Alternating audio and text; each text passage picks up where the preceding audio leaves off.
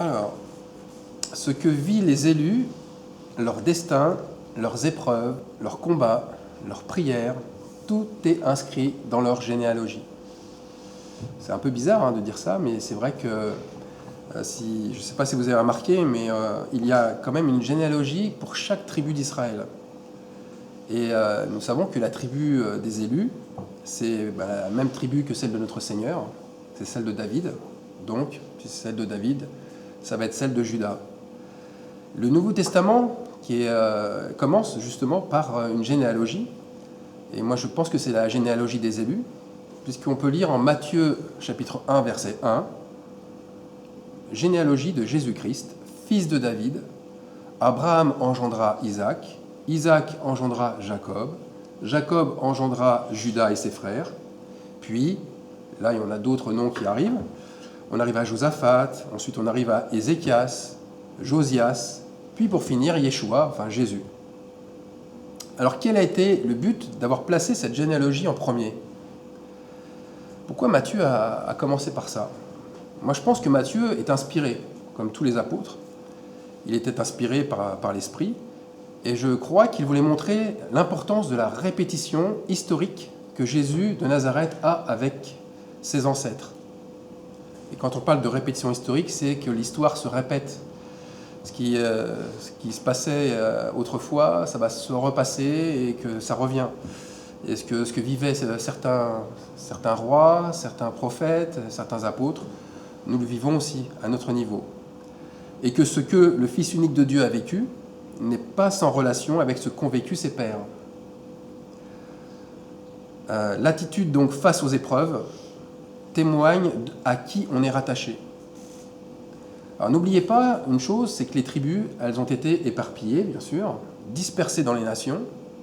Il y a Joël qui en parle, mais il y en a d'autres. Joël 3.2 en parle, mais c'est criant dans la Bible. Donc c'est pire qu'un puzzle de plusieurs millions de personnes, de plusieurs millions de pièces, pas de personnes, mais à rassembler pour s'y retrouver.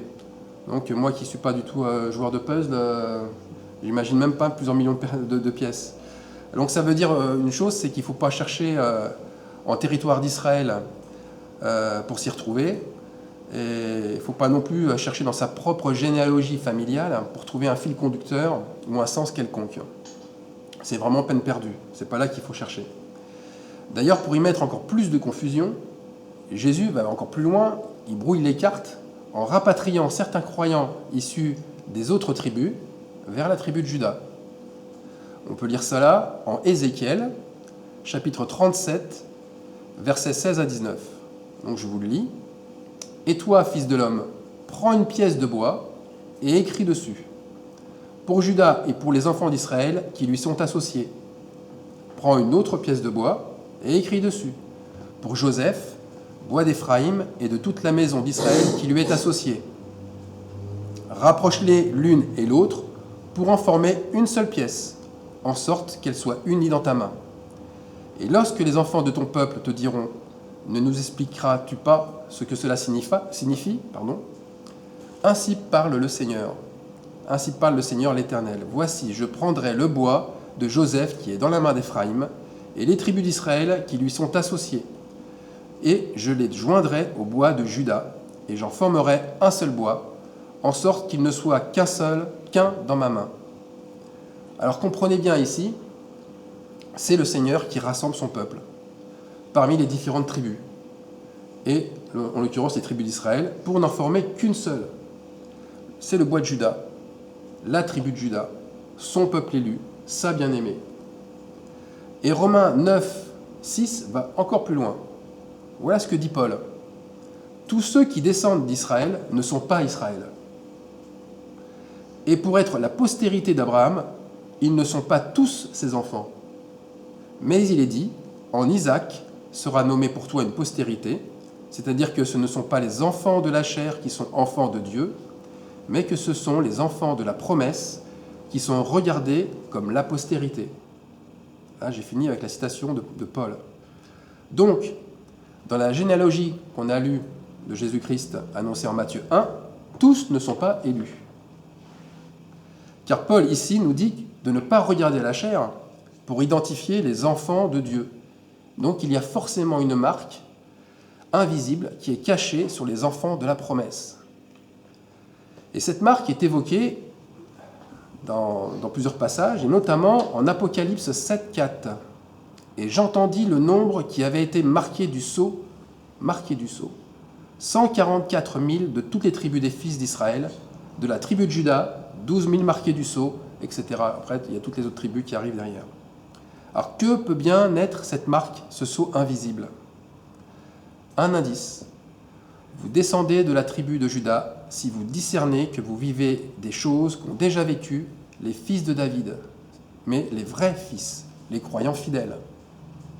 Car c'est clair, à ce moment-là, vous êtes un fils de David.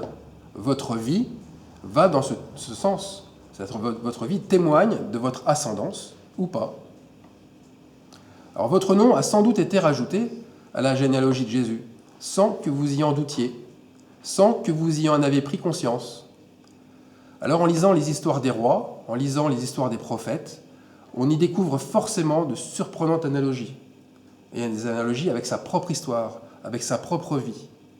Sauf bien entendu si on regarde les rois qui n'ont pas été fidèles et qui n'ont pas suivi en tout point les œuvres du roi David. Donc, vous êtes élus, nous sommes élus, lorsque nous suivons justement en tout point l'histoire des fils de David.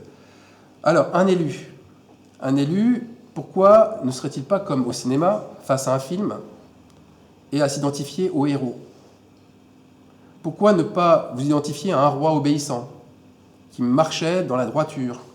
On peut donner des noms, Josaphat, Ézéchias, ou Josias, ou encore David. Ou un peuple qui est soumis, ou encore une armée qui gagne sans combattre, et qui remporte des victoires en étant simplement au bon endroit et au bon moment. Si vous vous identifiez à un roi, l'histoire de ce vaillant héros devient la vôtre. Vous vous l'appropriez car vous la vivez. Et ça, c'est pas du virtuel, c'est du vécu. En tous les cas, vous vivez le même scénario. Alors, quel est le scénario du film de votre vie? Est-ce le même scénario de film que celui du roi de Juda? Est-ce que c'est le scénario d'Ézéchias, peut-être? Alors, je vais vous donner un exemple de scénario. Vous vivez des épreuves injustes. Vos ennemis vont se dévoiler à travers des frères et sœurs qui prient le même Dieu que le vôtre. En l'occurrence, c'est Jésus-Christ. À un moment donné, tout va basculer. Votre prise de position pour la vérité va faire qu'ils vont devenir hostiles. Ils vont vous faire des reproches. Ils vont même vous exclure de leur assemblée. Ils vont rompre leur communion fraternelle avec vous. Ou alors, ils vont trouver vos réunions de prière insupportables, d'une très mauvaise odeur. Est-ce que le roi de Juda, Ézéchias, n'a-t-il pas vécu la même chose en luttant contre la déportation à Babylone? Eh bien, si on lit tout ce qui est écrit sur Ézéchias, on va s'apercevoir qu'il y a beaucoup de choses.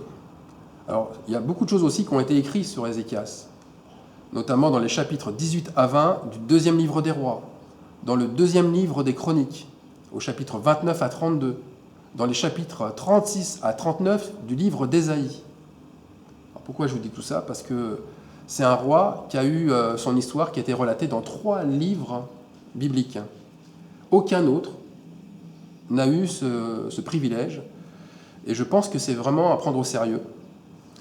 Et il ne faut pas oublier qu'il a été enterré avec ses pères dans le lieu le plus élevé des sépulcres des fils de David, et que tout Juda et les habitants de Jérusalem lui rendirent honneur à sa mort.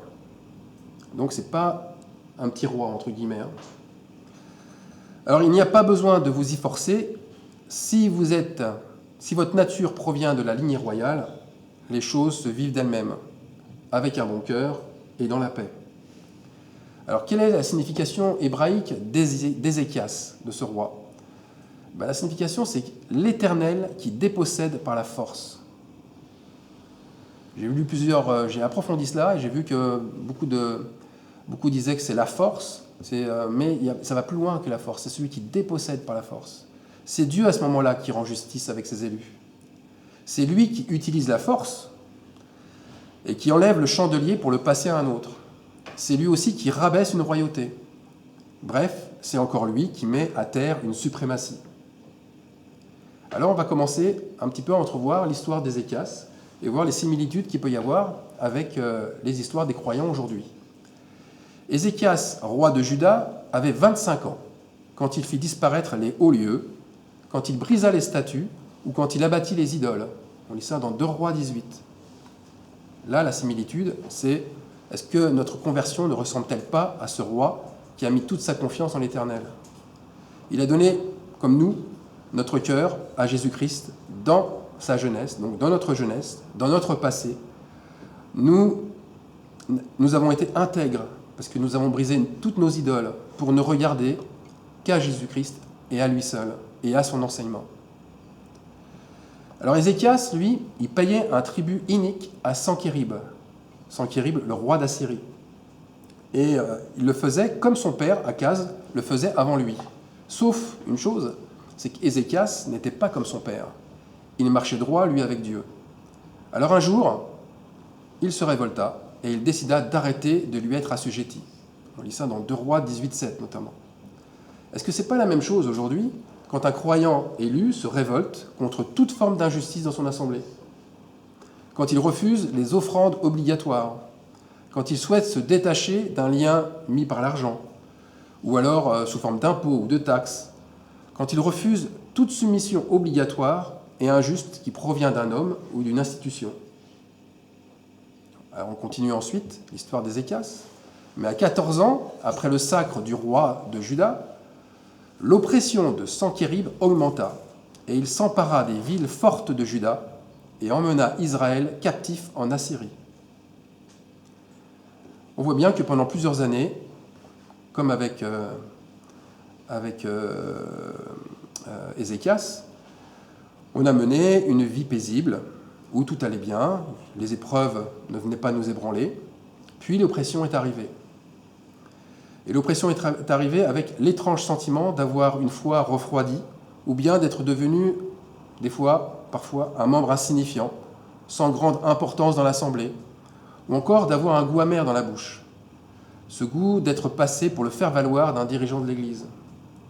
En fin de compte, c'est avoir la mauvaise sensation de ne plus porter beaucoup de fruits. Je me suis senti, vous vous êtes senti sans doute captif, prisonnier de votre manque de foi, en étant un suiveur d'hommes, un suiveur de doctrine, et vous avez pris conscience, à ce moment-là un petit peu comme Ézéchias, que vos dons spirituels, c'est-à-dire vos vides fortes, comme Judas, sont restés enfouis en vous, qu'ils ont été inhibés, bloqués, et que le Saint-Esprit s'est attristé. Cette oppression était devenue au départ une prise de conscience, et maintenant c'est un cri intérieur qui se manifeste. Alors, continuons l'histoire. En fait, Sankérib reprocha surtout à Ézéchias d'avoir rétabli un autre culte que le sien, en disant à son peuple de Juda que seul celui rendu à Jérusalem était le bon culte à rendre à Dieu. On lit ça dans Ésaïe 36,7. Est-ce que ce n'est pas la même chose aujourd'hui, lorsqu'un disciple qui souhaite intervenir avec courage auprès du dirigeant de son Église ou auprès d'un membre influent pour lui dire qu'il doit rétablir absolument la vérité, qu'il doit briser les faux cultes d'adoration et qu'il doit arrêter les pratiques religieuses issues du paganisme? C'est la même chose. C'est le même scénario. Alors Ézéchias, plutôt que de rentrer en guerre, parce que là il n'avait pas le choix, les villes fortes de Juda étaient déjà prises, et puis Ézéchias il commençait à assiéger la ville de Jérusalem. Ézéchias, Sankérib. Donc Ézéchias, plutôt que de rentrer en guerre, prit des mesures, non pas d'attaque, mais de défense. Il bâtit des murailles à Jérusalem, il répara les brèches, et il boucha les sources d'eau de la ville.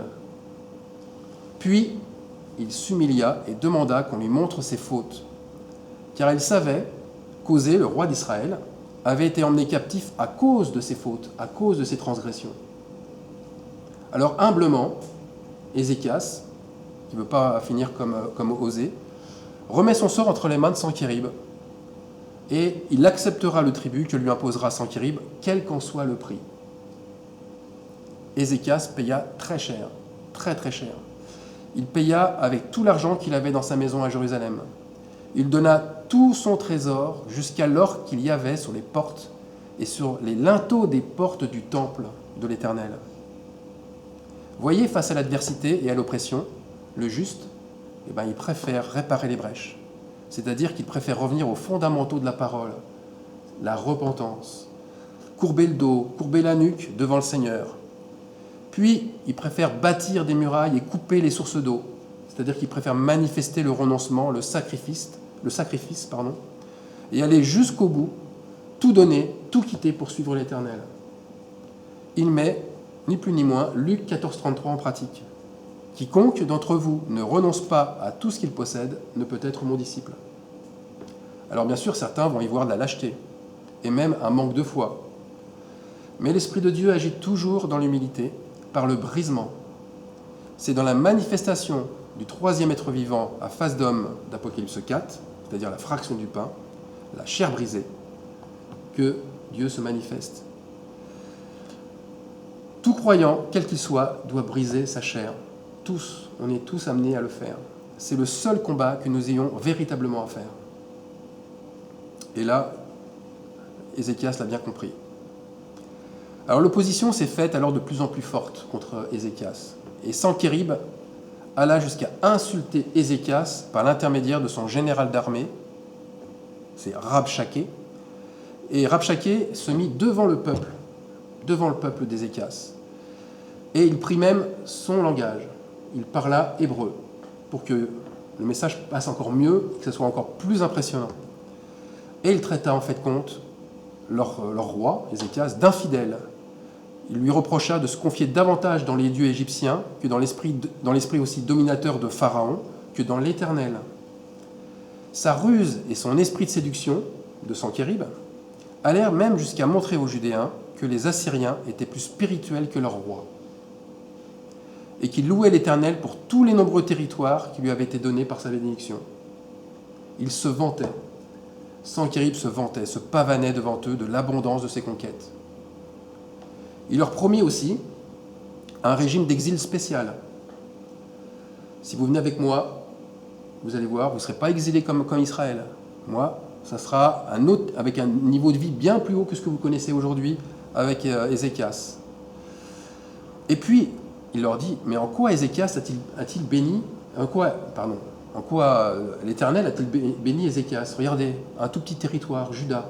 Regardez le territoire que j'ai, moi, roi d'Assyrie. C'était énorme, le territoire qu'il avait à l'époque.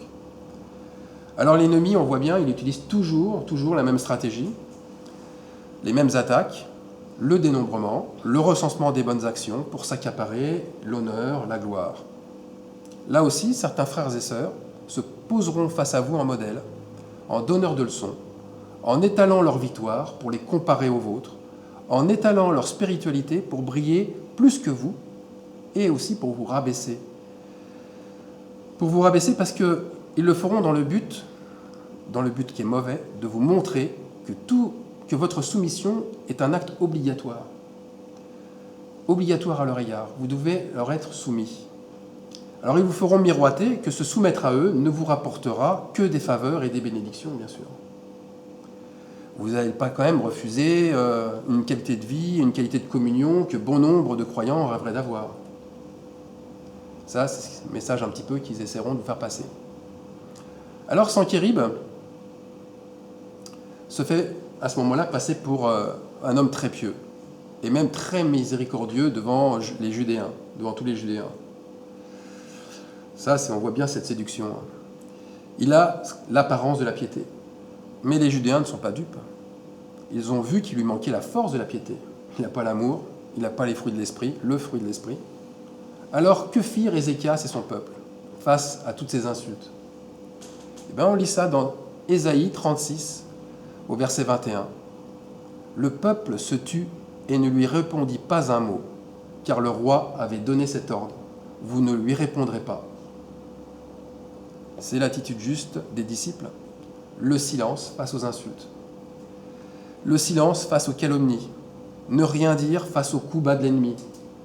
Jusqu'à tendre l'autre joue, s'il le faut. Et puis, ensuite, exercer l'humilité. 2 Rois 19,4, Ézéchias déchira ses vêtements, se couvrit d'un sac et alla dans la maison de l'Éternel. Un disciple dans l'épreuve cherche son Dieu. Il se met dans une attitude de soumission et de respect et invoque sa clémence. Il invoque son esprit de repentance. Alors Ézéchias, lorsqu'il a déchiré ses vêtements, lorsqu'il s'est mis vraiment devant son Dieu, envoya ses serviteurs auprès d'Ésaïe, Ésaïe le prophète, pour entendre le conseil de Dieu, pour lui et pour son peuple. Et Ésaïe le rassura. Ésaïe l'informa alors du destin de Sankérib. Premier point, il finira vaincu sans qu'il ait à le combattre. Deuxième point, Sankérib recevra une nouvelle qui l'obligera à retourner chez lui, où il sera exterminé. On voit bien, le combat se fait dans l'attitude du disciple, et jamais dans la réactivité, ni dans l'opposition violente, encore moins dans la vengeance. La délivrance provient de Dieu lui-même, et non de nos propres forces, ou de notre propre intelligence à prévoir un plan plus intelligent ou meilleur que les autres. Dieu est le seul stratège. Et cette stratégie est toujours la même pour les fils de David. Ils n'ont pas à combattre. Ils n'ont pas à s'opposer, même s'ils doivent passer pour des passifs, pour des lâches et pour des craintifs. C'est comme ça que Ézéchias devait passer aux yeux des Assyriens. Il devait passer pour un mou, il devait passer pour un lâche et un peureux. Alors l'ennemi n'est jamais anéanti par les enfants de Juda eux-mêmes. À certaines occasions seulement, l'Éternel dira par la bouche d'un prophète « Aujourd'hui, je livre ton ennemi entre tes mains ». Ça s'est fait déjà. Mais il faut bien savoir, on ne se moque pas de Dieu. On récolte toujours ce qu'on sème. Et Sankérib récolta simplement ce qu'il avait semé. L'Éternel ne lui tendit aucun piège. C'est lui qui se tissa sa propre défaite. Trop habitué aux victoires, trop habitué à la gloire, la défaite lui fut insupportable. Alors, un peuple étranger, et on le lit, on comprend que c'est Tiraka, le roi éthiopien, qui a été réveillé par un ange et qui l'attaqua. Et en une nuit, Sankérib perdit 185 000 hommes. Sankérib, humilié, ne s'en remit jamais. Il alla alors se prosterner à Ninive, dans la maison de Nisroch, son dieu. Ah, tiens, c'est bizarre. C'est plus l'Éternel, son dieu, c'est Nisroch. Et c'est là, justement, que ses fils le tuèrent par l'épée. Donc vous voyez là, d'un seul coup, on voit le réel Dieu de cet homme, de cet Assyrien, qui parlait de l'Éternel, qui priait l'Éternel, mais son Dieu vrai était Nisroch. Nisroch, c'était une idole de Ninive. C'était un homme à figure d'aigle. Et si on y regarde bien, Sankérib insultait déjà l'Éternel quand il insultait le roi de Juda en se faisant passer pour un élu. Alors, on peut se référer aussi à une autre histoire qui a été produite avant celle d'Ézéchias, avec Josaphat, roi de Juda. Lui aussi n'avait pas eu besoin de combattre pour gagner. Pour les ennemis de Josaphat, leurs destins furent identiques. Ils firent des embuscades dans lesquelles ils tombèrent eux-mêmes. 3 armées s'entretuèrent dans la vallée de Beraka, qui est la vallée de la bénédiction pour les uns, et vallée du jugement, de la malédiction pour les autres. Pourquoi je dis ça? Parce que Beraka signifie aussi Baraka, bénédiction, et Josaphat, vallée de Josaphat, signifie l'Éternel est juge. Le jugement, la bénédiction. Alors, finissons maintenant l'histoire, toujours dans la chronologie, l'histoire d'Ézéchias. Et Ézéchias, malheureusement, va tomber gravement malade. Et ça, beaucoup de croyants connaissent ce passage de l'histoire. Et à ce moment-là, il fit venir Ésaïe à son chevet.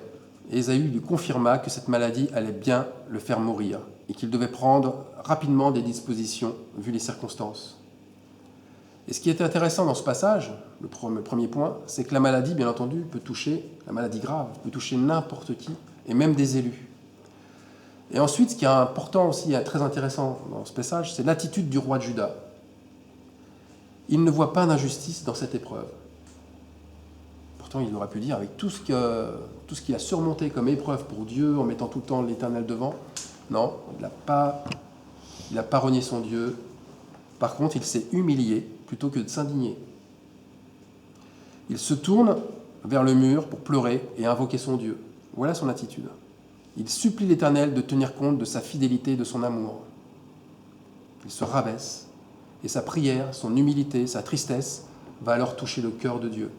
Le cœur du Seigneur va être touché, et Jésus va décider de prolonger sa vie de 15 années. Et notre amour pour Dieu fait fléchir ses décisions, de la même manière. Et pas n'importe lesquelles. C'est comme les décisions concernant la vie et la mort d'Ézéchias. On peut faire fléchir les décisions de notre Dieu en ce qui concerne la durée de notre vie, la date de notre mort. Tout est entre ses mains. Donc, c'est un exemple de plus qui montre le poids de nos prières. Nous ne sommes pas des pions entre les mains du Seigneur, loin de là. Alors, on a vraiment notre carte à jouer en manifestant l'attitude d'amour, quelles que soient les circonstances et les épreuves de notre vie. Ézéchias, pendant 14 années, s'est progressivement installé dans une zone de confort, dans une routine. Tout marchait bien, tout lui réussissait. Ensuite, il en est sorti avec Sankérib, avec ce mauvais roi assyrien. Il a été, ce roi, le moyen pour lui de progresser dans sa foi et de manifester le caractère de l'élu, le caractère des vrais fils de David. Et plus tard, sa maladie fut un autre moyen de témoigner de son ascendance royale, comme la marque d'un sceau des enfants de la promesse. Chaque épreuve est une marche supplémentaire. Chaque épreuve est une marche pour le croyant qui gagne en maturité, qui gagne en amour, alors que ceux qui persévèrent dans l'injustice s'y perdent et y perdent même leur âme. J'ai fini.